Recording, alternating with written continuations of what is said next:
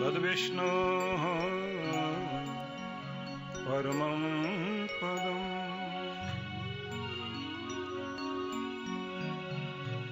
सदा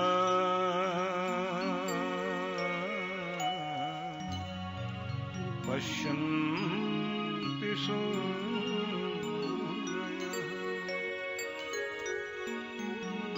दिवे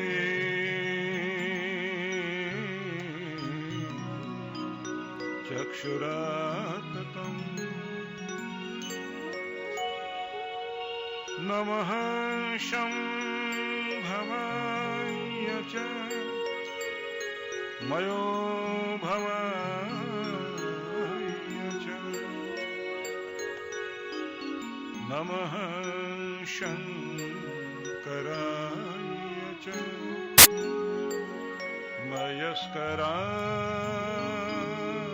मयस्कराय च नमः शिवाय च शिवतराय च कृष्णाय वासुदेवाय हरये परमात्मने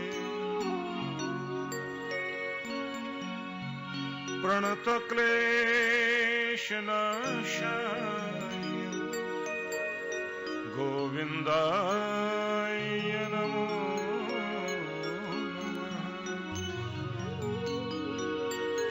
नमः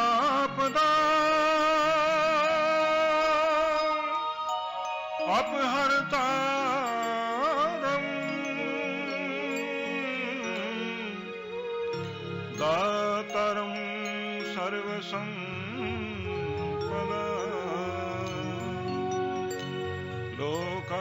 लोकाभिरामं श्रीराम भूयो भूयो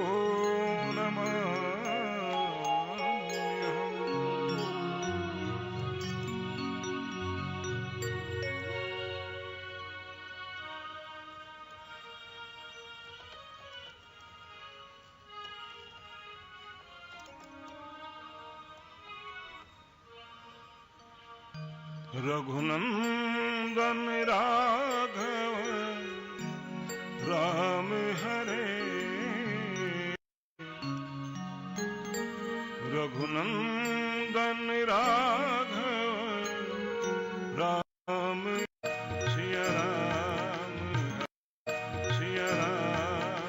हरे सिया राम हरे रघुनंदन राम हरे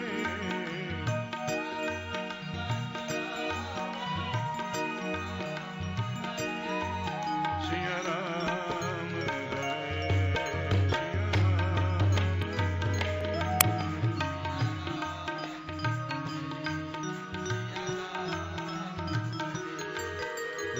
रघुनंदन राघव राम हरे रघुनंदन राघव राम हरे सिया राम हरे सिया राम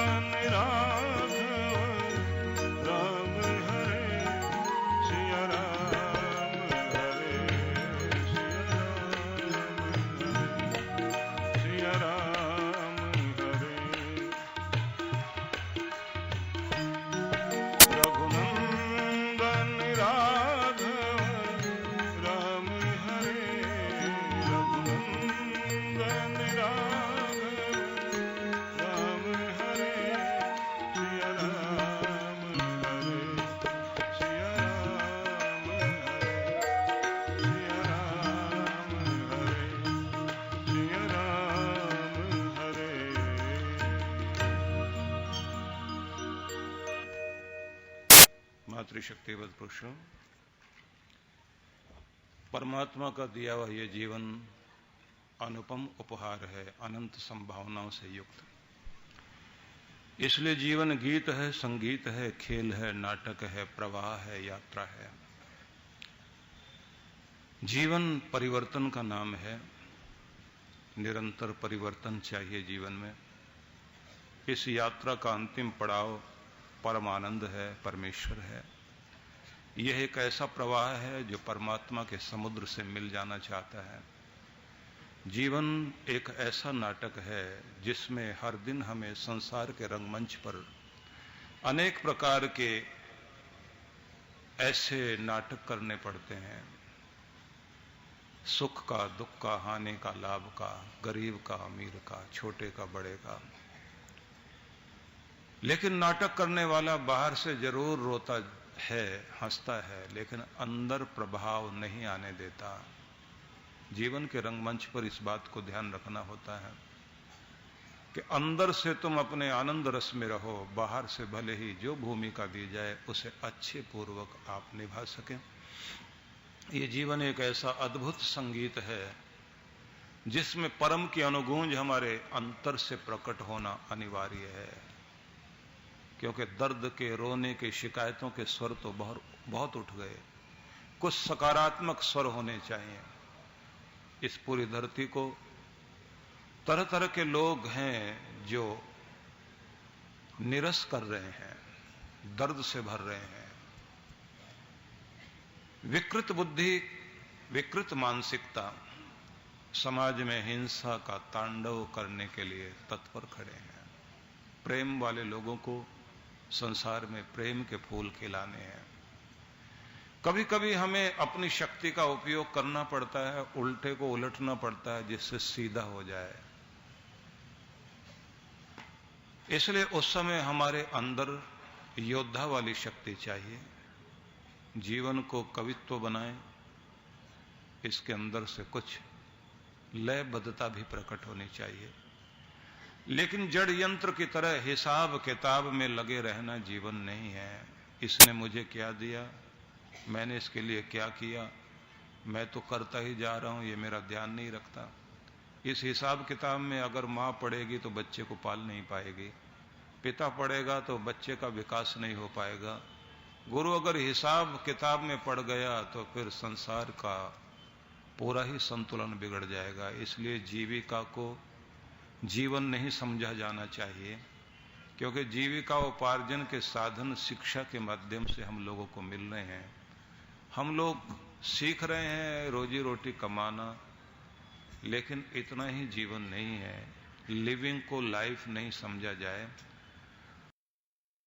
शरीर से आगे भी कुछ है, बुद्धि। बुद्धि का विकास समस्त शिक्षा सदनों में होता है और वहां पर हमारे आईक्यू को डेवलप करने की कोशिश की जाती है। लेकिन अब पूरी दुनिया भर में खोज हो रही है कि आईक्यू लेवल के साथ साथ अब ईक्यू लेवल भी बढ़ना चाहिए, क्योंकि बुद्धि के बाद आगे आता है भावनाओं का संसार। हमारी जो इमोशन है उनका भी अपना एक संसार है।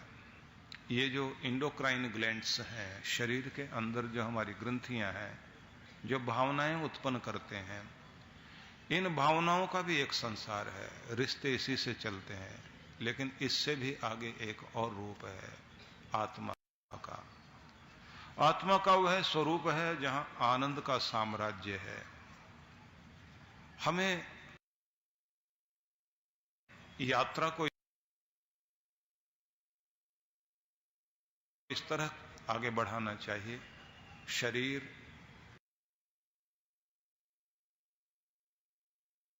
देव मंदिर है। इस देवालय का ध्यान रखना, आरोग्य को प्राप्त करना, प्राण शक्ति को प्रबल बनाना, इस पर पहली दृष्टि जानी चाहिए। अनिवार्य रूप से 4 बातें याद रख लेनी चाहिए। आपके जीवन के लिए आवश्यक है सबसे पहले आरोग्यता। आरोग्यता को आप प्रथम स्थान दीजिए, क्योंकि नया वर्ष आपके सामने आ रहा है। 2015 में आप प्रवेश करेंगे। यद्यपि हम लोग चैत्र प्रतिपदा से अपने नए वर्ष को, संवत्सर को मानते हैं, और उसका एक अद्भुत रूप भी है, देखने को आता है। जब ऋतुएं बदल रही होती हैं, शरद ऋतु जा रही होती है, ग्रीष्म ऋतु आ रही होती है, वसंत का वह मौसम, जब पूरी प्रकृति के अंदर से फूल खिलने लग जाते हैं, घास की एक एक कोपल के बीच से फूल खिल रहे होते हैं, डालियों में से पुराने पीले पत्ते झड़कर उनके अंदर से नई कोपलें फूटती हैं। वसंत ऋतु का आगमन क्या होता है, पूरी नदियों का जल स्वच्छ हो जाता है, आसमान निर्मल हो जाता है, पक्षियों के कंठों में माधुर्य प्रकट होने लगता है। एक अलग तरह का रूप होता है, जैसे प्रकृति ने अपना पूरा परिधान बदल लिया और पूरा संसार एक नए दृश्य में सामने दिखाई देता है। वहीं से पता लगता है कि नया वर्ष शुरू हो रहा है। इसी को हम लोग चैत्र प्रतिपदा, नव संवत्सर मानते हैं। वहीं से हमारा हिंदुओं का नया वर्ष शुरू होता है।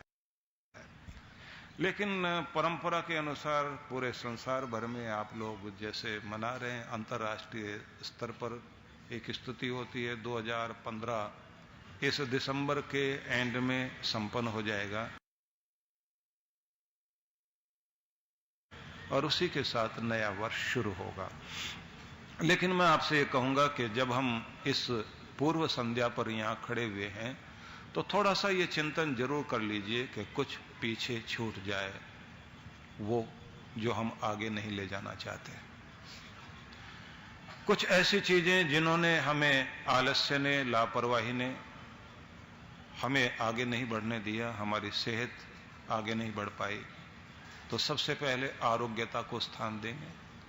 उसके बाद अगला स्थान देंगे आर्थिक आत्मनिर्भरता को। ध्यान रख लेना, जो मैं कह रहा हूं उसे आप याद रख लें कि आपके लिए सर्वप्रथम प्राथमिकता दी जाएगी आरोग्यता को, अपनी सेहत को। दूसरे नंबर पर आप इस बात पर ध्यान देंगे कि आप आर्थिक आत्मनिर्भरता प्राप्त करें। तीसरी चीज पारिवारिक प्रसन्नता, परिवार में प्रेम प्रसन्नता का वातावरण बना रहना चाहिए, ये बहुत ही आवश्यक है। और चौथी चीज जिस पर और भी ज्यादा ध्यान दें, पहला हुआ आरोग्यता, याद रख लीजिए। दूसरी चीज हो गई आप सभी के लिए आवश्यक आर्थिक आत्मनिर्भरता, रुपए पैसे से आप स्वयं पर निर्भर करें, दूसरों के आगे हाथ न फैलाना पड़े। और ये स्थिति आपको बुढ़ापे के अंतिम चरण तक बनाकर रखनी है। अपने बच्चे के आगे भी हाथ नहीं फैलाना, ये याद रख लेना। मांगने वाले मत बन जाओ, मांगने की आदत छोड़ दीजिए। युग ऐसा आ गया, इस युग में आप देखेंगे बच्चे मां बाप से दूर होते जा रहे हैं। ये शिक्षा का, आधुनिक शिक्षा का प्रभाव है। शादी होते ही ये आधुनिक शिक्षा प्राप्त की हुई बहू अधिकांश रूप से ये देखने में आया है, आते ही अपने पति के कान में धीरे से बोलती है, देखो जी अपने मां बाप को छोड़ के आई हूं, तुम भी पहला काम यही करना, इनके साथ हमारा गुजारा नहीं होगा। लड़ झगड़ कर अलग हो तो क्या फायदा, प्रेम से ही अलग हो लेते हैं। तो रामायण घर में नहीं रही, महाभारत आ गई, जबकि महाभारत पढ़ी नहीं, पता नहीं कौन पढ़ा देता है। निवेदन करना चाहता हूं, इस युग में आर्थिक आत्मनिर्भरता बहुत आवश्यक है। ठीक है, कुछ कुछ किस्मत ऐसी होती है, हम अच्छा कर रहे होते हैं फिर भी बुरा होता है। बड़ा अच्छा लिखा किसी ने, कोई तो है जो लिखता है किस्मत इन पत्थरों की, कोई तो है जो लिखता है किस्मत इन पत्थरों की, कि किसको ठोकरों में रहना है और किसे भगवान बनना है।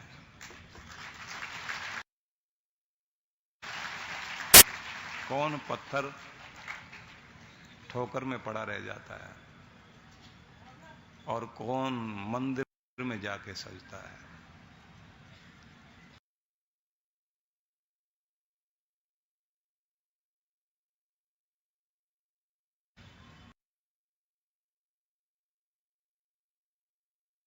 पर मनुष्य के हाथ में भगवान ने बहुत कुछ दिया। हम गीता के पवित्र ज्ञान पर चर्चा करेंगे, लेकिन भूमिका के रूप में जो आपको बताना चाहता हूं, ये संकल्प कर लीजिए अपने मन में कि प्रथम कार्य हमारा आरोग्यता है, दूसरा है आर्थिक आत्मनिर्भरता, तीसरी महत्वपूर्ण कड़ी है पारिवारिक प्रसन्नता। जितना जरूरी रुपया पैसा है, उससे ज्यादा जरूरी सेहत, और जितना सेहत जरूरी है उससे ज्यादा जरूरी आपके घर में प्रेम, प्यार, प्रसन्नता का वातावरण।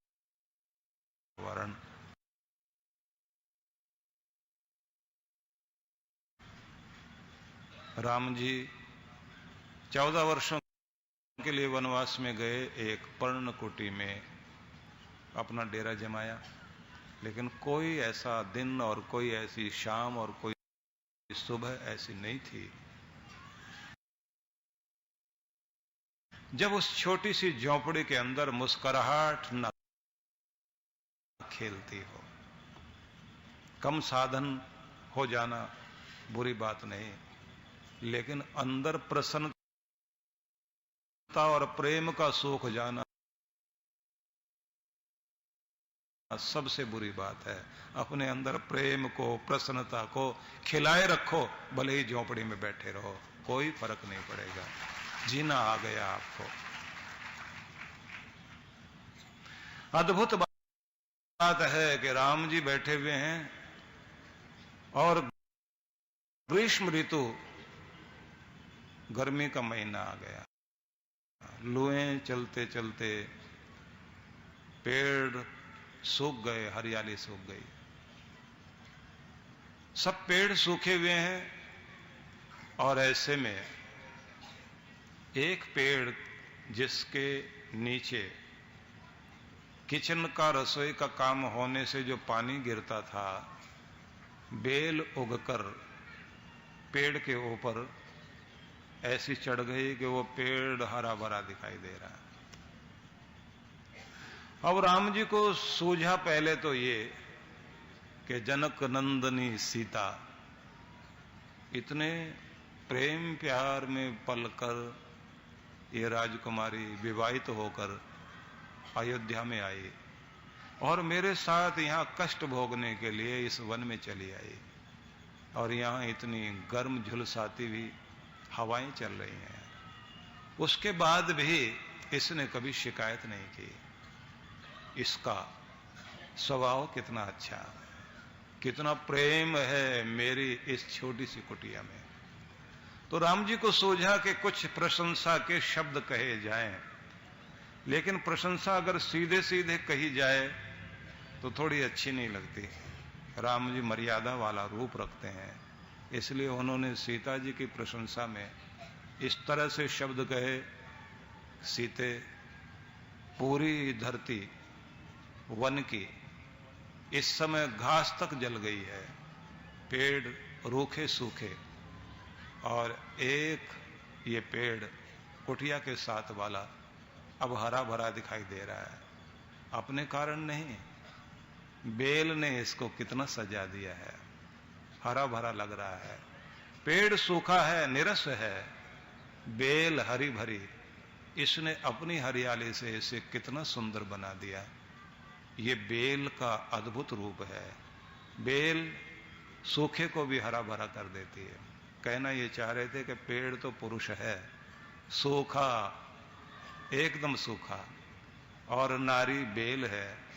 नारी ने अपनी हरियाली से इस पेड़ को भी सजा दिया है। कहना चाह रहे थे कि मैं भी यहां सूखा ही था, तुम्हारे आने से मैं कितना हरा भरा हो गया हूं। ये उन्होंने प्रशंसा में कह दिया। सीता जी बड़ी बुद्धिमती हैं, समझ गई बहाना बेल का है, तारीफ नारी की, और नारी की ही नहीं हमारी तारीफ हो रही है, हमारी प्रशंसा में कुछ कहा जा रहा है, लेकिन बहुत घुमा फिरा के कह रहे हैं, तारीफ कर रहे हैं। लेकिन उनको लगा कि हमारे लिए ये कहना चाहते हैं कि मैं यहां इस ग्रीष्म ऋतु में कष्टों वाले वातावरण में, तप वाले वातावरण में आकर बैठा हूं, और तुम सुख सुविधा में पली हो, फिर भी तुमने किसी तरह से उफ तक नहीं की, और यहां मेरे जीवन को हरा भरा बना रही हो। तो ये सब कहना चाह रहे हैं। सीता जी ने कहा कि आप कहते हैं पेड़ हरा भरा दिखाई देता है बेल के कारण, लेकिन हम एक बात कहना चाहेंगे, बेल के कारण पेड़ हरा भरा जरूर दिखाई दे रहा है, लेकिन ये भी तो जरा सोच के देखिए, यदि बेल को पेड़ का सहारा न मिलता तब क्या होता? पेड़ का सहारा न मिलने के कारण भूमि पर रहती बेल और कोई जानवर खा जाता, या फिर वहीं पड़ी पड़ी सूख जाती। आज आसमानों की ऊंचाइयां छू रही है ये बेल, क्योंकि पेड़ ने इसको सहारा दे दिया, तो सबसे ज्यादा हरी भरी दिखाई देती है। किस्मत वाली है बेल, इसको पेड़ का सहारा मिला। मतलब यह है कि तुम्हारा सहारा मिला तो झोंपड़ी में भी मेरा स्वर्ग है, आपका साथ न मिलता तो महल में भी मेरे जीवन में कोई खुशी नहीं थी, इसलिए आपके कारण ही शोभा है, मेरा सौभाग्य है कि आपका सहारा मिला। अब दोनों एक दूसरे की तारीफ कर रहे हैं, और बहाना क्या है? बेल का, पेड़ का। राम जी ने क्या कहा? राम जी ने कहा कि पेड़ तो बहुत हैं, कोई हरा भरा नहीं दिखाई देता, दिखाई दे रहा है ये पेड़ क्योंकि बेल के कारण हरा भरा है, ये तो प्रत्यक्ष है, इसमें कोई और प्रमाण देने की आवश्यकता नहीं है। सीता जी कह रही हैं बेलें तो और भी उगी होंगी, दिखाई कोई नहीं देती।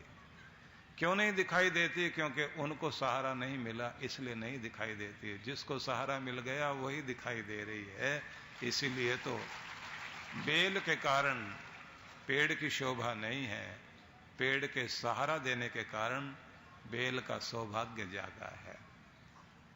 अब झगड़ा शुरू। झगड़ा भी हमारा आप जैसा नहीं, ये विवाद प्रेम का है। प्रेम के विवाद में प्रेम और बढ़ता है, और लगता है कि कोई हारना नहीं चाहता, क्योंकि सब एक दूसरे की तारीफ करके उसको खुशी दे रहे हैं। राम जी कहते हैं बेल के कारण पेड़ की शोभा, और सीता जी कहते हैं नहीं, पेड़ के कारण बेल की शोभा है, पेड़ ने सहारा दिया। आप कहते हो बेल के कारण शोभा है, नहीं, पेड़ के कारण शोभा है। राम जी कहते हैं बेल के कारण शोभा है, सौभाग्य है पेड़ का, इसको बेल मिली। सीता जी कहते हैं सौभाग्य है बेल का कि इसको पेड़ मिला। और फिर फैसला कराना जरूरी था, तो बुलाया लक्ष्मण को। लखनलाल जी दूर थे, आवाज दी गई भैया आओ, निपटारा करो, जजमेंट दो, ये बताओ पेड़ के कारण शोभा है या बेल के कारण शोभा है? दोनों ने अपने अपने तर्क दिए कि देखो पेड़ सूखा लगता था, बेल ने इसको हरा भरा कर दिया। राम जी बोले सामने दिखाई दे रहा ना, प्रत्यक्ष उदाहरण है ना, बेल के कारण पेड़ की शोभा है। सीता जी बोली लक्ष्मण फैसला बाद में करना, पहले मेरी सुन लेना। मैं ये कहना चाहती हूं बेल अगर पेड़ का सहारा लेकर आसमान तक न पहुंचती तो ये बेल बेल ना होती। कितनी भी उगी होंगी बेलें, उनका नाम निशान भी नहीं दिखाई देता। इस पेड़ ने सहारा दे दिया तो बेल आज आसमान की ऊंचाई छू रही है। पेड़ के कारण बेल की शोभा है, बेल के कारण पेड़ की शोभा नहीं है। लक्ष्मण समझ गए दोनों एक दूसरे की तारीफ कर रहे हैं और मुझे बीच में फंसा रहे हैं। लक्ष्मण ने कहा आप जो कह रहे हैं मुझे नहीं समझ में आ रहा, ना पेड़ के कारण शोभा है ना बेल के कारण शोभा है। जो इन दोनों की छाया में आके बैठ जाए वो ज्यादा शोभाशाली, वो मैं हूं।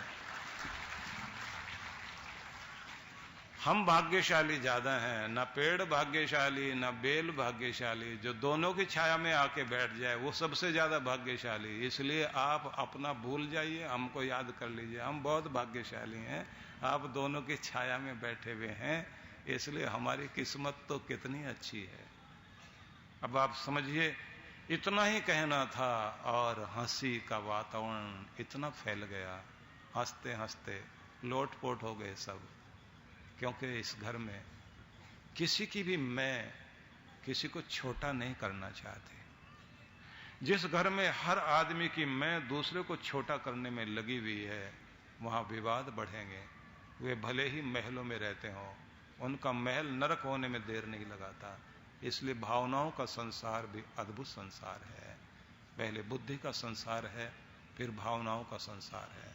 आपकी आरोग्यता के साथ, आर्थिक आत्मनिर्भरता के साथ अगली चीज पारिवारिक प्रसन्नता है। ये पारिवारिक प्रसन्नता जितनी आपके जीवन में होगी, उतने आप खुशहाल होंगे। आप कम में रह रहे हैं या ज्यादा में रह रहे हैं, धनी है या निर्धन है, बड़े मकान में या छोटे मकान में, आपको जीना आना चाहिए। छोटे बड़े मकान से फर्क नहीं पड़ेगा। जिंदगी की सोच छोटी नहीं होनी चाहिए, सोच बड़ी बनाओ और अपने घर को खुशहाल बनाओ। इसलिए आगे कहा गया है कि बुद्धि का विकास करने के साथ भावनाओं का विकास करो। ये हृदय का विकास है। उसके बाद आता है आत्मा का विकास। आत्मा का विकास जब आप करने लगते हैं तो आनंद का साम्राज्य वहां होता है। इसलिए इसको आनंदमय कोश कहते हैं। इसमें पहुंचने के बाद आदमी अपने आनंद में जीना शुरू करता है। और जब इसमें जीता है तो फिर ये ध्यान रख लीजिए, इसमें जीने वाला आदमी सबसे पहले महत्व देगा आनंद में रहना, आनंद में जीना है, आनंद देने वाला वाक्य बोलना है, आनंद देने वाला कर्म करना है। न जलना, न जलाना, न दुखी होना, न दुखी करना, न दूसरे को देखकर परेशान होना और न परेशानी का कारण बनना। अपने आनंद में विचरण करते रहना है। उसके बाद भी अगर कोई बुरा करता है तो वो उसका स्वभाव, आपको ईंधन नहीं बनना कि चिंगारी फेंकते ही आप जलना शुरू कर दें। आपको ऐसा नहीं, तीली की तरह, माचिस की तीली की तरह नहीं बनना। हल्का सा किसी ने रगड़ पैदा की और तुरंत जल उठे। आपको वैसा बनना है कि आपको भड़कावे में नहीं आना। आप किसी के दबाव में आकर किसी के रिमोट कंट्रोल की तरह न बन जाओ कि बटन दबाए कोई, नाचने लग जाएं आप, हिलने लग जाएं आप। दुनिया अगर आपको वैसा बना देगी, आप अपनी खुशी खो बैठोगे। और दुनिया का ढंग यही है। पहले नवाब लोग मुर्गे लड़ाया करते थे। आजकल लोग मुर्गे न लड़ा के लोग सोचते हैं, लोग खुद ही मुर्गे बन जाते हैं तो लड़ाने का मजा आता है।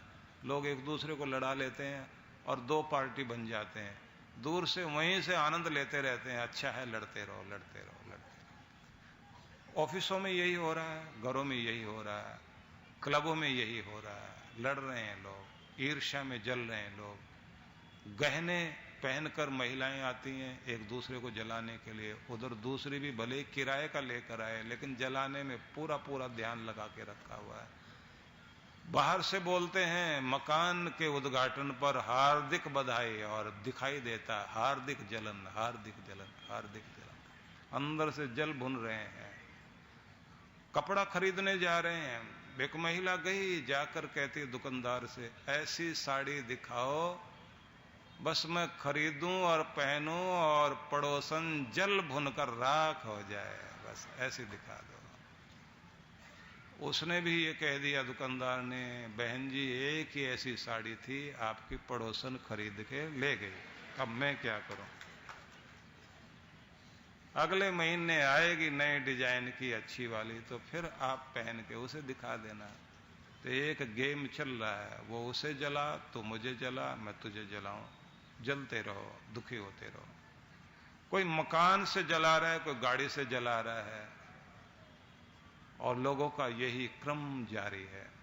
इस गेम से बाहर निकलिए। ये ब्लेम गेम भी अच्छा नहीं और कीचड़ की कुश्ती भी अच्छी नहीं। आप अपनी आनंद की यात्रा में अपनी जिंदगी को लगाइए। दूसरों को देखकर प्रेरणा लीजिए अच्छी चीजों की, लेकिन दूसरों को देखकर अपना घर जलाकर आतिशबाजी नहीं करना। जो आवश्यक है वो आपके पास होना चाहिए।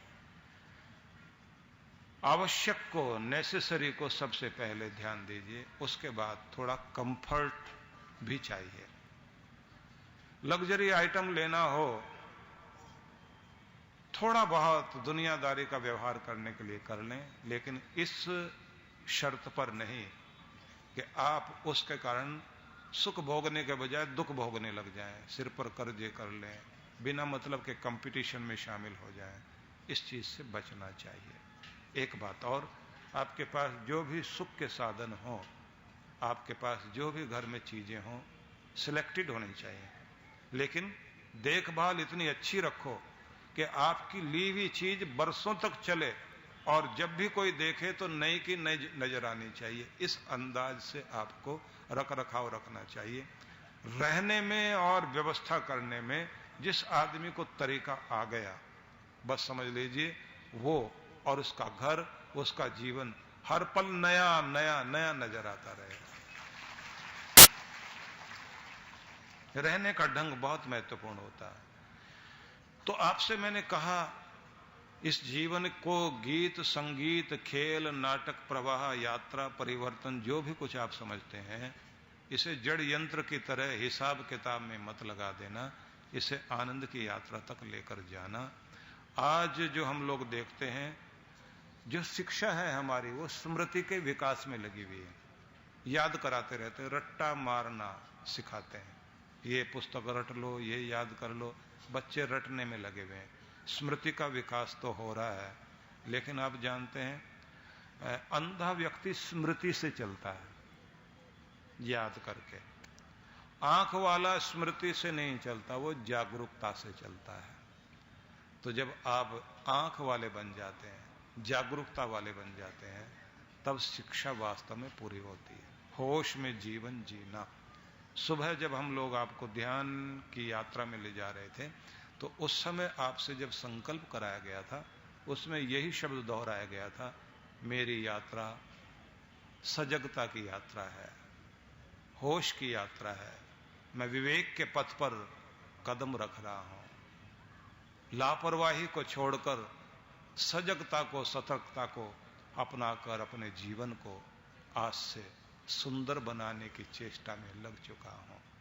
तो वही संकल्प मन मन में बार बार दोहराना चाहिए। संसार का एक रूप और है जिस पर आज हम लोग विचार करेंगे, वो ये है जिस पर भगवान श्री कृष्ण ने हमें एक संदेश दिया। ध्यायतो विषयान पुंसः संगस्तेषु उपजायते, संगात जायते कामः, कामात् क्रोधो विजायते, क्रोधात् भवति सम्मोह, सम्मोहात् स्मृति विभ्रम, स्मृति भ्रंशात् बुद्धिनाश, बुद्धिनाशात् प्रणश्यति। ये दो श्लोक मिलाकर के कुल एक ही है। भगवान ये कहते हैं, ध्यायतो विषयान पुंसः, पुंसः मतलब मनुष्य, विषयान ध्यायतो, ध्यायत विषयों का ध्यान करते हुए, किसी भी चीज को मन में चिंतन करते हुए, देखते हुए, विचारते हुए, सोचते हुए, किसी भी चीज को संगस्तेषु उपजायते, एक संग भाव पैदा हो जाता है, एक चीज अंदर आ जाती है जो चिपक जाती है अंदर। मतलब यहां से आते हुए किसी व्यक्ति ने शोरूम में एक नई कार देखी, कलर देखा, पसंद आई, आते हुए नजर पड़ गई। अब कार खड़ी है शोरूम में, लेकिन आपके दिमाग में भी खड़ी है, अच्छा कलर है, नया डिजाइन है, नए साल में यही लेनी चाहिए। अब वो सत्संग भी सुनेगा, लेकिन साथ में कार को भी जोड़ के रखता है। महिलाएं आते आते ज्वेलरी देख लें तो अटक जाएगी, ज्वेलरी अंदर घूमती रहेगी, वहां ध्यान रहेगा जरूर। कोई एक डॉक्टर जो है पति की आंखें चेक कर रहा था, तो उसमें तो नंबर और उसको जो है बड़े अक्षर छोटे अक्षर सब सामने देखे जा रहे थे और बताया जा रहा था चश्मा इतने नंबर का है। उसके बाद उसने कहा मेरी पत्नी का भी चेक करो। तो अब वो पूछता है कि बहन जी बताइए, आपके लिए मैं अक्षर वाला लाइट लगाऊं या अंकों वाला? पति कहते हैं कोई गहने वाला हो वो लगाओ, देखना आंख एकदम सही बताएगी किस नंबर पर आंख जा रही है। बाकी चाहे आप अक्षर दिखाओ या अंक दिखाओ, आंख इनकी इतना काम ही नहीं करेगी। महिलाओं के लिए तो आप जेवर वाला रखो, क्योंकि ध्यान वहीं जाता है।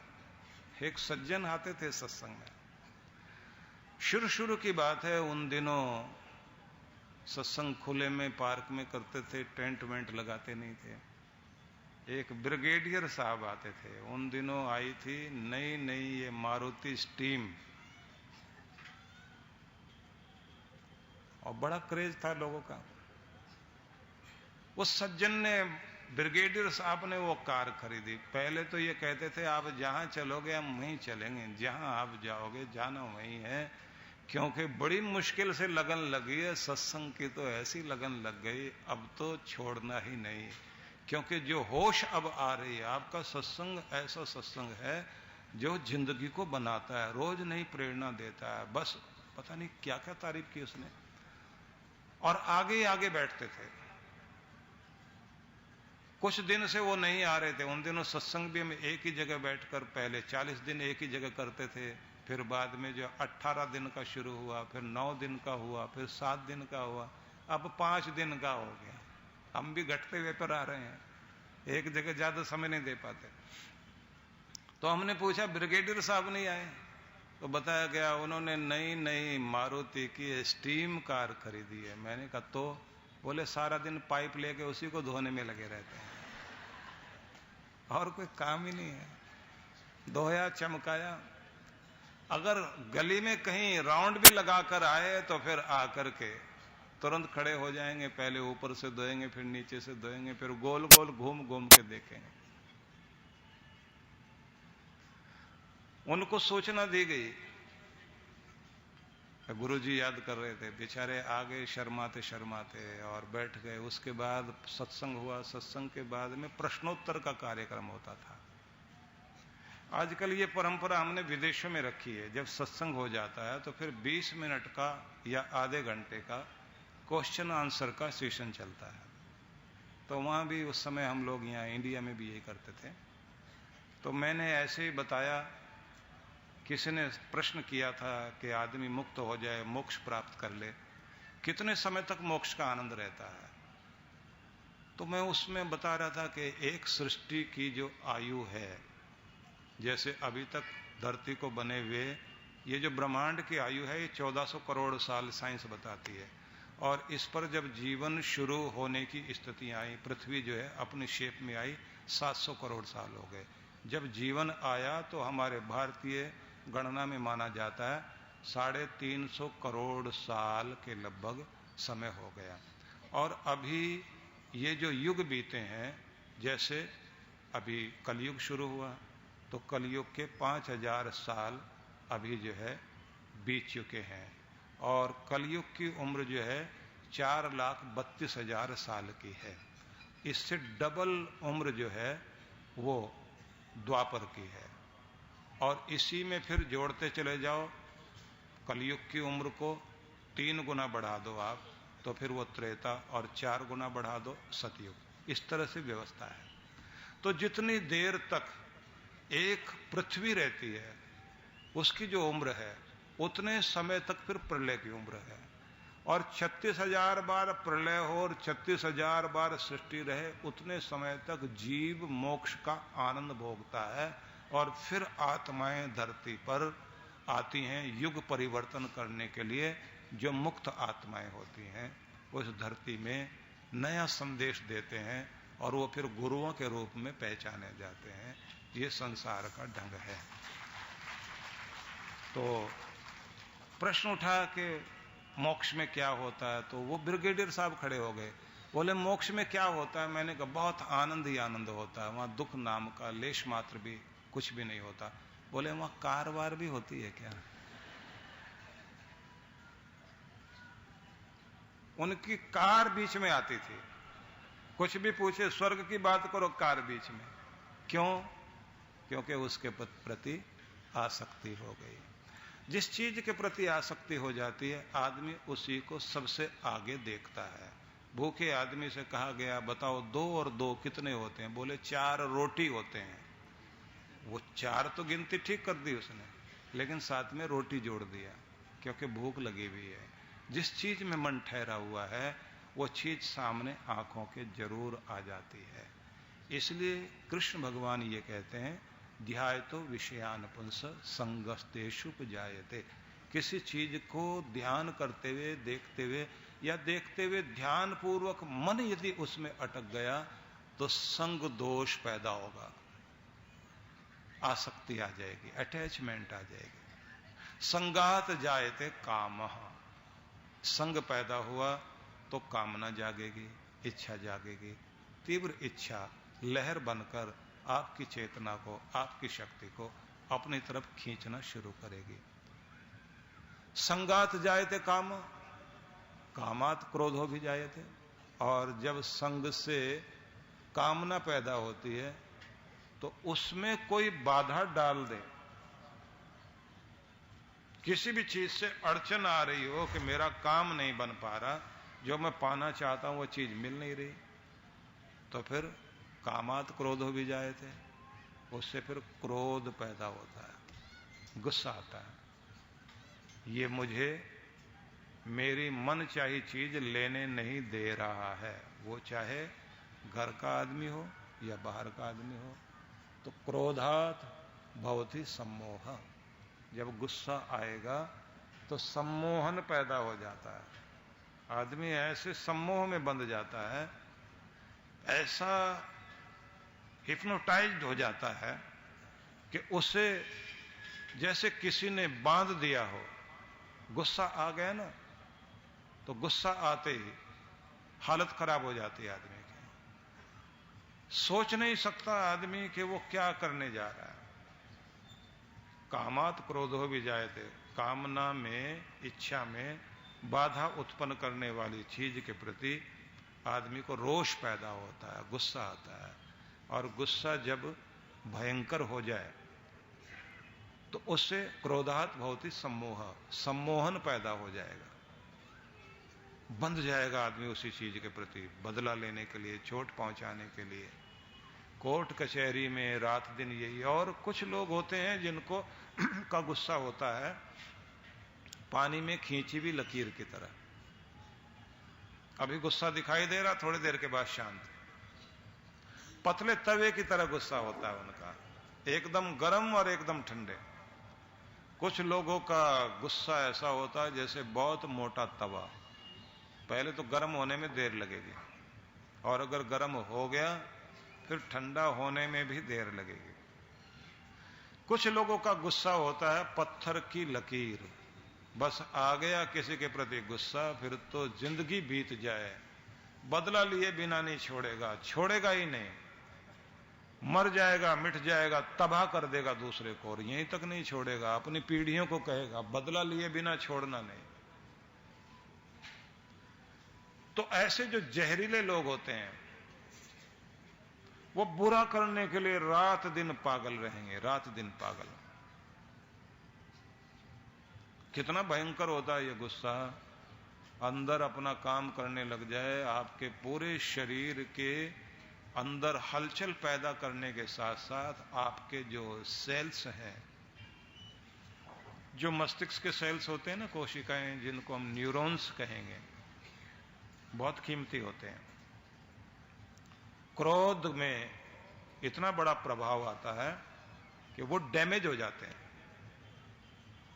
तनाव लगातार रहे आदमी के अंदर, लगातार रहने वाले तनाव के कारण भी आपके न्यूरॉन्स, मस्तिष्क की कोशिकाएं डैमेज हो जाती हैं। याददाश्त पर असर आ जाएगा, मुस्कुराना भूल जाएगा आदमी, और क्रोध तो इतना भयंकर काम करता है, अगर वो और गहरा और गहरा और गहरा हो गया तो आप सोच नहीं सकते, इतना भयंकर रूप धारण कर लेता है क्रोध, आदमी जानवर बन जाता है। रूस का एक तानाशाह बादशाह शासक, जिसका नाम था जोजेफ स्टालिन, स्टालिन के नाम को आपने सुना होगा। जोजेफ स्टालिन जो था, उसको गुस्सा आ जाए तो साधारण गुस्सा नहीं होता था उसका, उसके गुस्से से दुनिया डरती थी। इतने बड़ी पावर वाला आदमी, विश्व की महान शक्ति कोई हो और उसको गुस्सा आ जाए। उसका एक मंत्री था, उसने भरी सभा में आलोचना कर दी अपने प्रशासन की कि हमारे यहां ये चीजें होनी चाहिए, ये गलतियां चल रही हैं, इन पे सुधार आना बहुत जरूरी है, और अगर अभी सुधार नहीं किया गया तो आने वाले समय में हम लोग बहुत बड़ा खामियाजा भोगेंगे इस चीज का। बोल तो दिया बेचारे ने, अभी बोलते बोलते आधे तक ही पहुंचा था, स्टालिन को आ गया गुस्सा। गुस्से में आकर उसने हाथ उठाया अपना, थप्पड़ मारने के लिए मंत्री को अपने। अब प्रधानमंत्री हो कोई और अपने मंत्री को मारे, वो तो तानाशाह शासक था, गुस्से में इतना आया हुआ, हाथ कांप रहे, होठ कांप रहे, थर थर आ रहा पूरी तरह से, चेहरा लाल हो गया एकदम, और अपनी कुर्सी से उठकर जब चला, इतना फड़फड़ाता हुआ गुस्से में आकर हाथ खींचा पीछे की तरफ, हाथ खींचकर जो हाथ आगे बढ़ाया थप्पड़ मारने के लिए, तो हाथ वहीं रुका रह गया और अधरंग हो गया उसको। ब्रेन में खून का दौरा इस तरह से गया कि ना ब्रेन की नस फटकर क्लॉट दिमाग में जमा हो गया और आधा शरीर उसका वहीं जाम, हाथ ऐसे रुका रह गया। 3 दिन ऐसे रहा, तीसरे दिन मौत हो गई, क्योंकि गुस्सा उसका भयंकर था। ये क्रोध आपका आया हुआ आपकी किडनी पर तो असर डालता ही है, पैंक्रियाज पर भी असर डालता है, और सबसे ज्यादा असर डालता है आपके हार्ट पर। और जो चीज हार्ट को नुकसान देती है वही आपके ब्रेन को भी नुकसान देती है। या तो हार्ट का दौरा पड़ सकता है या ब्रेन का दौरा पड़ेगा, स्ट्रोक, कुछ भी हो जाए, ब्रेन स्ट्रोक हो जाए, इतना भयंकर है ये। अपने क्रोध को नियंत्रित करने की चेष्टा करनी चाहिए, शुरुआत से अभ्यास बनाओ, दूसरे को बर्दाश्त करना सीखो, उसके पक्ष को भी समझना सीखो। ठीक है, कोई बोल रहा है, बोलने दो, आप भी अपनी प्रतिक्रिया देना।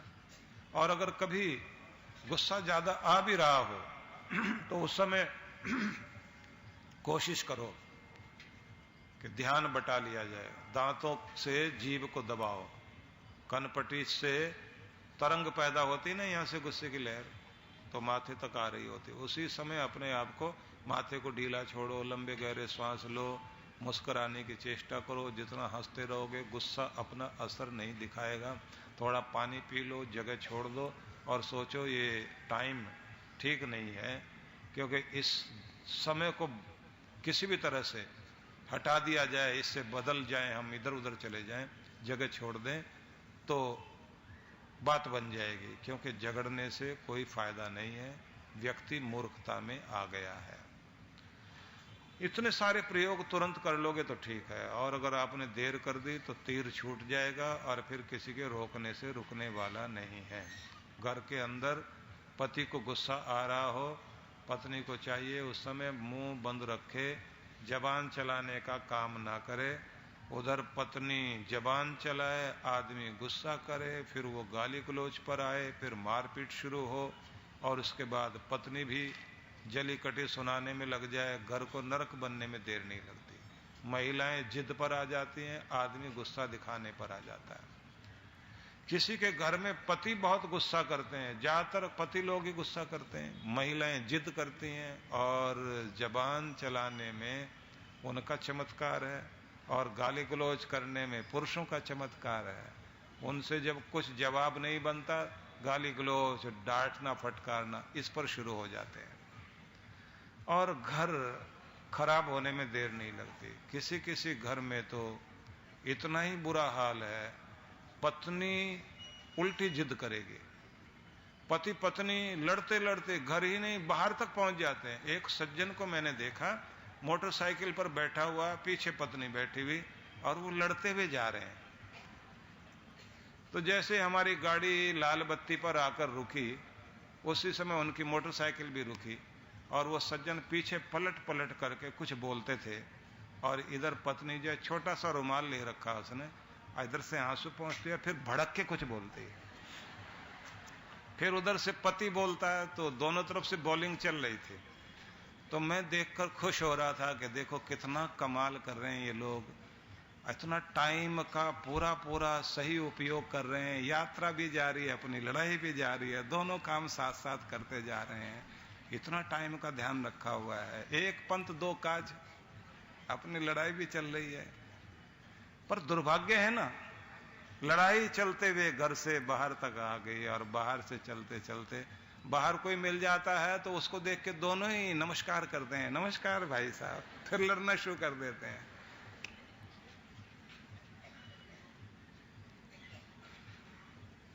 इस लड़ाई को, क्रोध की लड़ाई को, बैर विरोध जिद अहम, इसे बढ़ने मत दो।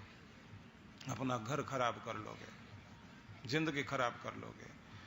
पुरुष लोग अगर महिलाओं की बात पूरी सुन लिया करें, महिलाओं को और कुछ नहीं चाहिए, वो कहते हैं सुनते ही नहीं है, हम कुछ कहते हैं सुनते ही नहीं। तो फिर वो बेचारी सोचती है कौन सा मौका है जब इसको सुनाया जा सकता है, तो खास मौका ढूंढती हैं। खास तौर से तो जब खाना खाने बैठता है ना वो, उस समय बैठकर फिर ये धीरे धीरे अपनी सुनाने शुरू करते हैं। पति पहले तो हूं हूं की आवाज करता रहेगा, आधे तक पहुंचने के बाद फिर गुस्से में आएगा, खाना खाऊं या छोड़ दूं।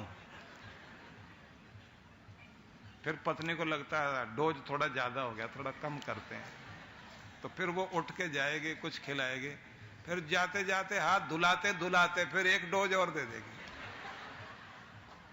पति अगर सुन ले, शांति से सुन ले। महिलाएं क्या चाहती हैं, कहती हैं कि समाधान दो ना दो, सुनो तो सही कम से कम। पुरुष एक ही पंक्ति सुनते ही समाधान देना शुरू कर देगा, सुन लिया ना, समझ में आ गया ना, जो तुम कहते हो कर देंगे, ठीक है अब नहीं बोलना। वो कहती पहले बात तो सुनो पूरी तरह। इसलिए दोनों अलग अलग ध्रुव है, एक नॉर्थ पोल है, एक साउथ पोल है। एक सुनाना चाहता है, दूसरा सुनना ही नहीं चाहता। आखिर में फिर विवाद होता है, जब दोनों ही बोलते हैं पड़ोसी ही सुनते हैं। तो उस तमाशे को घर में न आने दीजिए। अंडरस्टैंडिंग जितनी होगी, एक दूसरे को जितना समझा जाएगा उतना घर खुशहाल होगा, और जितनी जिद अपनाई जाएगी, जबान चलाई जाएगी, उतना गलत हो जाएगा। कुछ लोग जब समझते ही नहीं एक दूसरे को, तो फिर स्थिति उल्टी हो जाती है। पति कहेगा पूरब, पत्नी सुनेगी पश्चिम, उल्टा चलेंगे। एक अंबाला दूसरा पटियाला, एक दिशा में चल ही नहीं सकते। एक सज्जन तो ज्यादा झगड़ा हो गया, पड़ोसियों ने मिलकर समझाया और कहा भाई साहब थोड़ा कभी बाहर घूमने चले जाया करो, मन बदल जाएगा। स्थान बदलने से भी मन बदल जाता है। मैं भी कहता हूं जरूर जाया करो, लेकिन अगर जाओगे तो किसी मित्र परिवार को साथ लेके जाओ, नहीं तो पति पत्नी, सच्चे पति पत्नी तो वही हैं जहां बैठे लड़ाई शुरू, नहीं तो फिर कहां सच्चे पति पत्नी है। पहचान ही ऐसी है। हां, मित्र परिवार साथ में रहा तो शर्म शर्म के कारण फिर थोड़े ठीक ठाक रहेंगे। तो बेचारे चले गए हरिद्वार घूमने के लिए। हरिद्वार घूमने गए तो उसके बाद हर की पौड़ी, फिर थोड़ा सा और आगे, फिर कहा चलो स्नान कर लेते हैं। पति ने कहा स्नान कर लो, तो उसके बाद एक जगह लिखा था आगे गहरा पानी है, इधर की तरफ स्नान मत करना। तो उसने पत्नी को कहा, भगवान इधर स्नान मत करना, इधर की तरफ करना। वो बोले, इधर क्यों नहीं करना, हमें तो इधर ही करना है। जो वो कहे उससे उल्टा करते थे।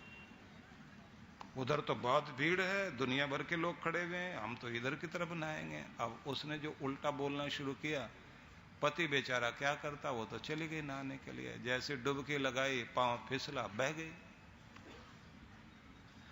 अब बह गई तो ये भाई जो है पहाड़ की तरफ जा रहा है, उल्टी तरफ। पानी तो बहते हुए पहाड़ की तरफ से नीचे जा रहा है, ये ऊपर की तरफ भागता हुआ जा रहा है। भाई साहब देखना मेरी पत्नी डूब गई, भाई साहब देखना मेरी पत्नी डूब गई। लोगों ने कहा, बहकर पानी जिधर जा रहा है ना नीचे की तरफ, उधर ढूंढो, वहां बहकर जाएगी। आप पानी की धार नहीं समझते, पानी का बहाव नीचे की तरफ बहता है, आप ऊपर की तरफ क्यों जा रहे हैं? बोले, मैं पानी के बहाव को देखूं या अपनी पत्नी के स्वभाव को देखूं? वो उल्टा ही काम करती है सारा। वो बह के उल्टी तरफ जाएगी, नीचे की तरफ जा ही नहीं सकती। आज तक उसने सीधा काम करा ही नहीं कोई भी। तो कहां से चला आदमी? छोटी छोटी जिद से, एक दूसरे को समझते नहीं, एक दूसरे के साथ अंडरस्टैंडिंग नहीं है, एडजस्टमेंट नहीं है, तालमेल नहीं है। तो तालमेल न होने का कारण यह है कि अब फिर एक दूसरे के साथ रहते जरूर हैं, तेरी मेरी बने ना और तेरे बिना सरे ना। तेरे बिना काम चलता नहीं, लेकिन तेरे साथ रहना पड़ेगा, तो रह रहे हैं। तो फिर एक दूसरे के साथ जिएंगे, लेकिन एक दूसरे के साथ रहते हुए भी एक दूसरे की बात बिल्कुल नहीं मानेंगे, उल्टे चलते हैं। झगड़ा झगड़ा झगड़ा झगड़ा झगड़ा। एक सज्जन मिले, उनके पास मथुरा से होके आए थे। मैंने कहा, क्या लेकर आए उधर से? बोले, पत्नी चालीसा। जैसे हनुमान चालीसा होता है ना, ऐसे उनके पास पत्नी चालीसा था। और मैंने कहा, इसमें क्या लिखा है? बोले, सुनाओ, आप भी पाठ करिए। मैंने कहा, मुझे तो एक आध लाइन ही सुना दीजिए। बोले, पत्नी बैठी खाट पर, सास करे सेवा, जय पत्नी देवा। बहुत अच्छा था उसके पास। पत्नी चालीसा भी एक महत्वपूर्ण अंग है। और फिर उसने ये कहा था कि 40 पाठ कोई करे, घर में सुख शांति आती है।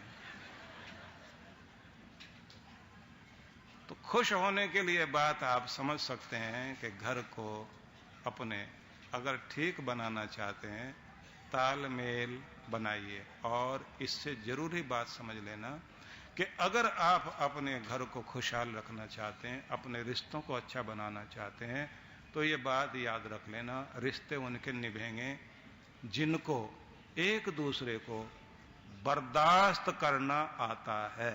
जो बर्दाश्त करना जानते हैं उनके रिश्ते निभते हैं, जिन्हें बर्दाश्त करना नहीं आता उनके रिश्ते नहीं निभते।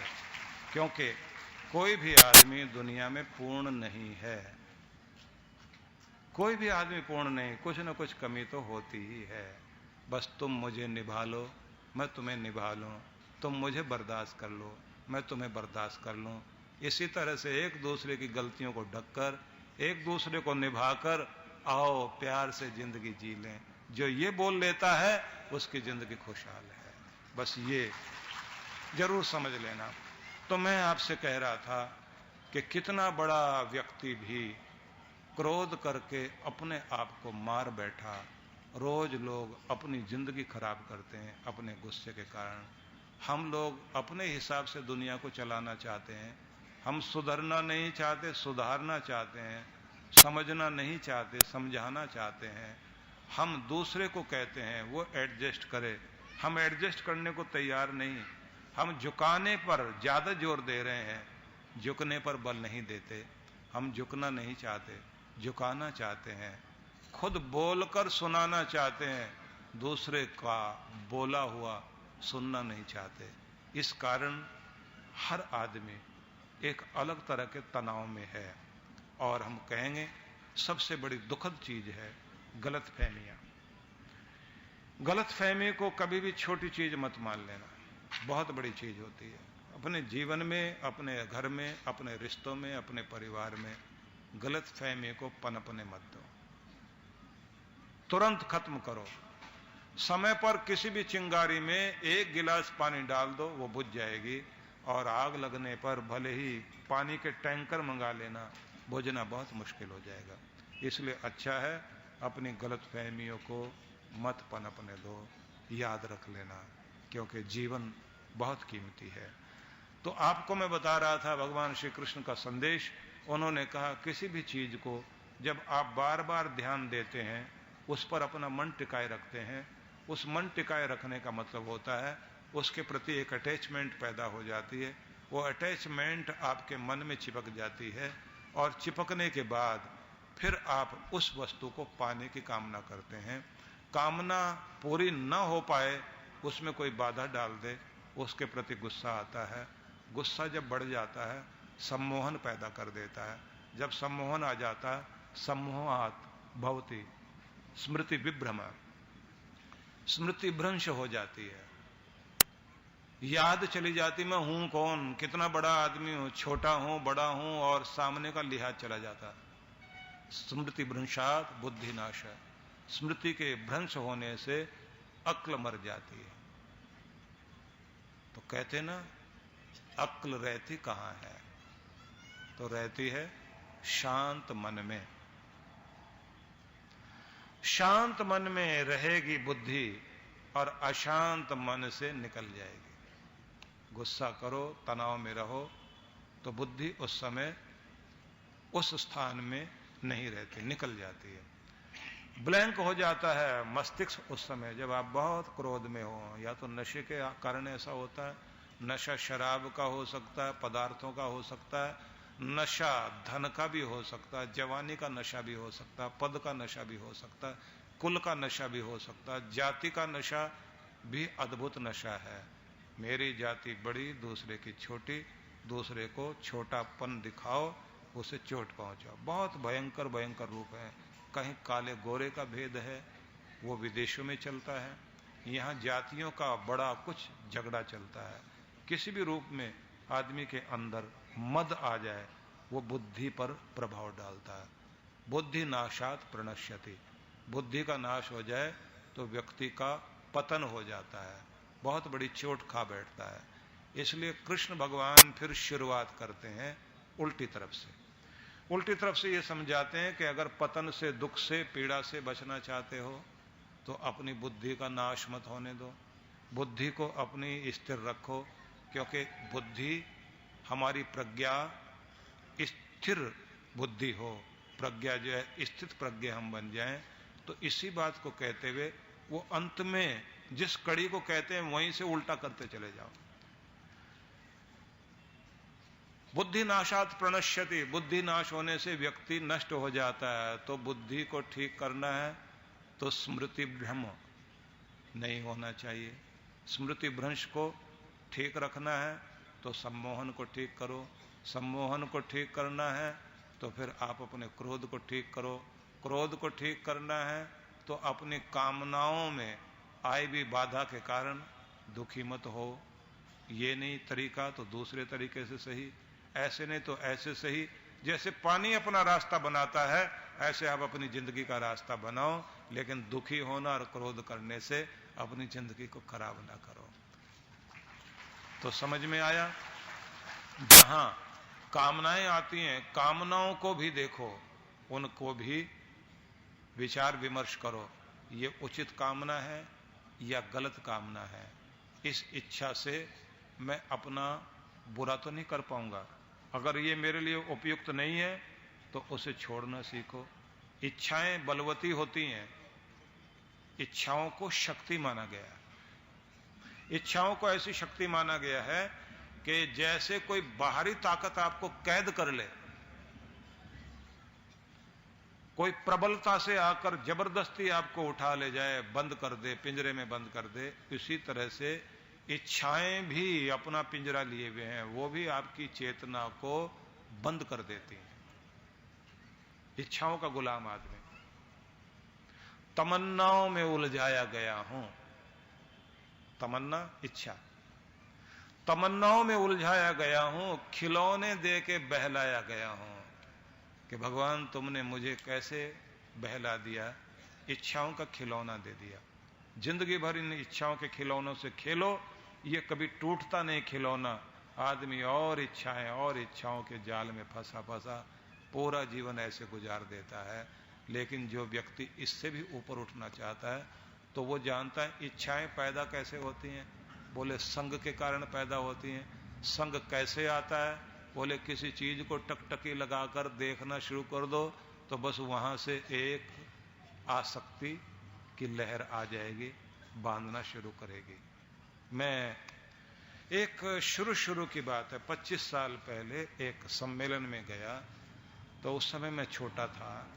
तो सम्मेलन में एक पक्कड़ बाबा आए हुए थे, वो हरियाणा के बाबा जी थे। तो उन्होंने कहा पहले हम बोलेंगे। हमने कहा ठीक है आप बोलिए। तो उन्होंने कहा हम तो 2 मिनट बोलेंगे। मैंने कहा आप 2.5 मिनट बोलिए। बोले हम 1.25 मिनट बोलेंगे। और मैंने कहा ठीक है। तो उन्होंने जो बोला, पर बोला अच्छा, भाषा थोड़ी अजीब थी। खाओ पियो छको मत, देखो भालो तको मत, करो धरो थको मत, ऐसी भाषा थी उन्हें।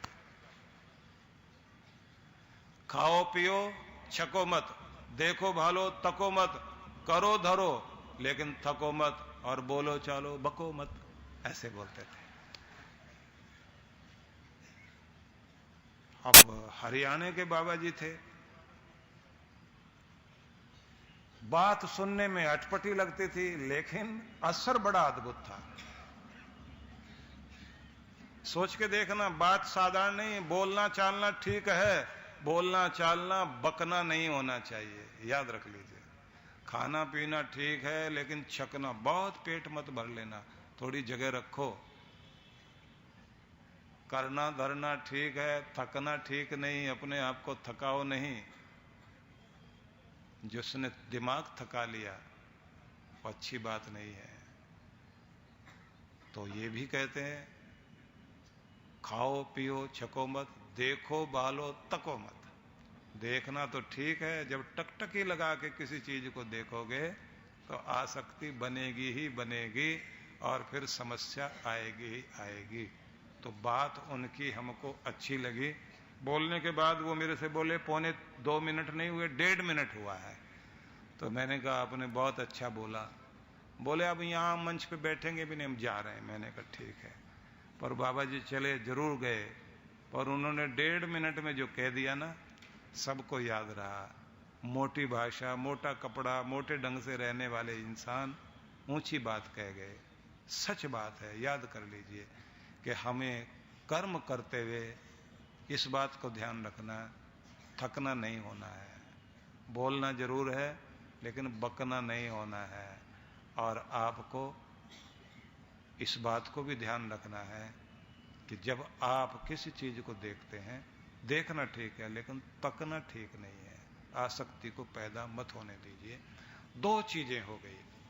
किसी चीज को जब आप देखते हैं तो एक चीज हो गई उदासीन भाव से देखना।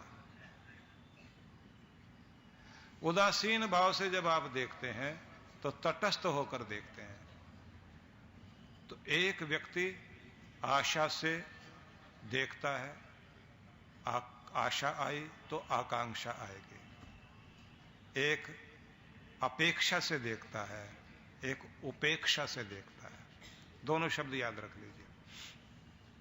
उपेक्षा से देखते हैं कैसे? अपेक्षा तो हो गई इच्छा करना, चाहत से किसी चीज को देखना। रास्ते में चले हुए आ रहे थे आप, तो आपने जो गाड़ी देखी, अपेक्षा से देखी तो संग दोष पैदा होगा।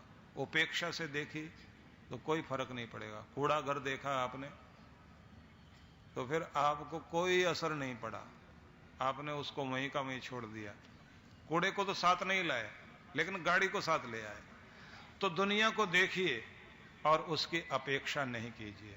अपेक्षा करोगे तो फिर मन में चीजें रहेंगी और फिर रोज नए मॉडल की, नए डिजाइन की चीजें आ रही हैं। आपको उनकी जरूरत भी नहीं होती, आपका काम चल रहा है, लेकिन फिर भी आप उस चीज को, क्योंकि विज्ञापन का युग है, एक ही चीज को बार बार वो दोहराएंगे, दिखाएंगे। ना भी याद पड़े तो भी आपके दिमाग में घंटी बजाएंगे। आपके सामने घर से निकले टीवी पर जो ऐड आ रहा था वही बाहर जाकर रोड पर देख लिया। रोड पर देखा तो वही टैक्सी के ऊपर लिखा हुआ है, और वही जैसे चलते चलते आपने कोई अखबार देखा अखबार पे भी वही विज्ञापन, आप दिमाग हटा रहे हैं और वो बार बार दिमाग में जोड़ रहे हैं। आखिर में क्या होता है, आदमी जाकर वो चीज लेने के लिए मजबूर हो जाता है, क्योंकि वो साइकोलॉजी को इस्तेमाल करते हैं। वो जानते हैं इतना किसी चीज का बाजा बजाओ आदमी लेने के लिए तैयार हो जाए। आप अपने आप को ऐसा बना लीजिए कि कितना भी कोई चिल्लाता रहे, आप समझो अगर जरूरी है तो लेना है, और अगर जरूरी नहीं है तो कोई चीज नहीं लेनी है। इतना आप अपने आप को मजबूत बनाओ। तो अपेक्षा से नहीं, उपेक्षा से देखो। हालांकि दुनिया में सब अपने अपने मतलब को याद करते हैं। डॉक्टर सोचता है मरीज आए, लोग बीमार पड़े। वकील सोचता है हमारे यहां लड़ाई झगड़ा हो, कोर्ट कचहरी में लोग आए, हमारा काम चले। शमशान घाट में लकड़ी बेचने वाला क्या कहता है, समझ में ही आ गया आपका। एक बार मैं इधर से जा रहा था गाड़ी से, जब इधर रेशम बाग के लिए आ रहा था, 3 4 साल पहले एक जगह मैंने देखा, यहां गाड़ियों में लिखा होता ना, देवी प्रसन्न, गणपति प्रसन्न, आई प्रसन्न। तो वहां मैंने एक बोर्ड पर लिखा हुआ देखा, यमराज प्रसन्न। बोर्ड पर देखा यमराज प्रसन्न लिखा हुआ। और मैंने अपने गाड़ी में जो सज्जन बैठे थे उनसे पूछा, मैंने कहा यहाँ यमराज क्यों प्रसन्न हो रहे हैं, मामला क्या है? बोले यहाँ पर अंतिम क्रिया का सामान बिकता है, तो वो बेचारा तो यमराज को प्रसन्न करना चाहता है, आए लोग यहाँ सामान लिखे। सब अपना अपना धंधा चलाना चाह रहे हैं ना। एक पंडित आपके घर में आएगा, सुबह उठते ही क्या प्रार्थना करता, भगवान मेरे यजमान के घर में खुशियां देना, उसके घर में खुशी आएगी, मेरा भी काम चलेगा, मेरा भी शुभ होगा, उसका भी शुभ होगा। ये तो सबसे अच्छी बात है। लेकिन जो लोग सुबह उठते ही दूसरे के लिए बुरा मांगते हैं, समझ लेना चाहिए कि वो लोग अच्छा नहीं कर रहे हैं। आप तो ये कह सकते हैं हम डॉक्टर हैं तो ये नहीं मांगते कि हम किसी के घर में दुख बढ़ जाए। हाँ, किसी पर दुख पड़ जाए तो हम सेवा कर सकें, उसका भी भला हो, हमारा भी भला हो। किसी के घर में कोई समस्या, जिंदगी में समस्या आ जाए, उसका निवारण हम कर सकें, ऐसी वकालत हमारी हो। लेकिन हमारी कामना ये नहीं कि कोई भी झगड़े बढ़े और हमारा काम चले। दृष्टि को थोड़ा बदल दिया जाए तो फिर हमारा कार्य भी एक पवित्र यज्ञ बन जाता है। तो मेरा ध्यान घड़ी की तरफ चला गया है, गलती से चला गया, और 7:05 कार्यक्रम समाप्त करने का समय हो गया। अब मैं क्या करूं? 5 मिनट और चलते हैं ना आगे? तैयार? हाथ खड़े करके बताइए।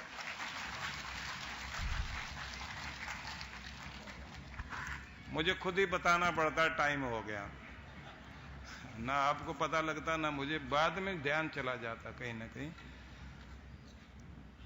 तो आपसे मैंने कहा कि कृष्ण भगवान ये कहते हैं, तुम अपनी बुद्धि को स्थित प्रज्ञ बनाओ, बुद्धि को स्थिर बनाओ, क्योंकि तुम जिंदगी को डामाडोल कर लेते हो जब तुम्हारी बुद्धि डामाडोल होती है। अपनी बुद्धि को स्थिर करते हुए अपने आप को भगवान से जोड़ो, तो आपकी जिंदगी में कोई ना कोई नियम होना चाहिए। नियम बना करके आप जिएंगे और आपके जीवन में अनुशासन रहेगा। तो ये बात जरूर ध्यान रखिए, डिसिप्लिन आने से, अनुशासन आने से आपका जीवन व्यवस्थित बनता है। तो उसका बढ़िया तरीका यही है कि आप पर कोई शासन करे उसके बजाय आप अपने ऊपर खुद शासन करें। उसका तरीका ये है, समय पर सोना, जागना, उठना, बैठना, काम करना, ये नियम बना लो, अपना समय खराब मत होने दो, ठीक है? दूसरी बात है, नाप तोल कर बोलना है। तीसरी बात आपको ध्यान रखना है कि आपका समय कौन चुरा लेता है, आपका समय कहाँ खर्च हो जाता है, इस पर सावधानी बरतिए। ये भी चौथी चीज याद रखनी है, आपके लिए प्राथमिकताएं क्या हैं, सबसे पहले क्या किया जाना चाहिए, क्या किया जाए और क्या नहीं किया जाए। और साथ में ये आपको अपना समय अपनी सेहत को देना है, अपने घर की प्रसन्नता के लिए देना, आर्थिक आत्मनिर्भरता के लिए देना है, सामाजिक प्रतिष्ठा के लिए देना है, गुरु और ईश्वर के प्रति निष्ठा के लिए समय देना है कि हमारा समय और हमारी जिंदगी हम वफादार हैं अपने गुरु के और वफादार हैं अपने भगवान के। शुभ विचार जो कह रहा हूं उसे ध्यान से सुन लेना। शुभ का स्वागत करने की आदत बनाओ। नया साल आ रहा है तो नए साल के लिए ही आपसे कह रहा हूं, शुभ का स्वागत करो। शुभ विचार, शुभ कल्पना, शुभ भावना, शुभ दृष्टि, शुभ कर्म, शुभ आचरण, शुभ व्यवहार, शुभ बनना है, शुभ करना है, शुभ देखना है, शुभ मंगल सबका हो, ऐसी दृष्टि रखनी है। तो आज से आप समझें जो कर रहा हूं वो शुभ है या अशुभ, पवित्र है या अपवित्र। तो आज से आपकी दृष्टि शुभ की ओर होगी।